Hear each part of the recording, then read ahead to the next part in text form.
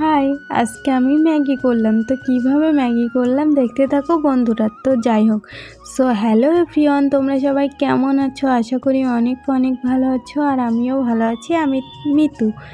তো যাই হোক, দেখো ফার্স্টে মটরশুঁটিগুলো সিদ্ধ করে নিলাম, তারপরে ম্যাগিগুলো সিদ্ধ করে নিলাম, ডিমটাও ভেজে নিলাম। তো ডিম ভাজা হয়ে গেছে। তো তারপরে দেখো আমি এখানে দেখো ডিম ভাজা নিয়েছি, টমেটো কুচি নিয়েছি, তারপরে রসুন নিয়েছি, আর পেঁয়াজ আর মটরশুঁটি আর ম্যাগি নিয়েছিলাম, কারণ ম্যাগি তো করবো, ম্যাগি তো নিতেই হবে। তো এইগুলো দিয়ে আজকে ম্যাগি বানাবো। তো সত্যি বলছি বন্ধুরা, ম্যাগিগুলো এরকমভাবে খেতে খুব সুন্দর টেস্ট হয়। তো তোমরাও বাড়িতে এইভাবে একদিন ট্রাই করে দেখো, খুব ভালো হয়।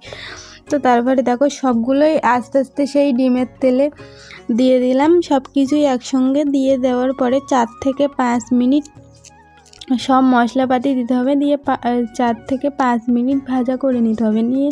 নিলেই রেডি হয়ে যাবে আমাদের ম্যাগি। আর ম্যাগি মশলাটা কিন্তু অবশ্যই দেবে, কারণ ম্যাগি মশলা না দিলে কিন্তু ভালো লাগবে না।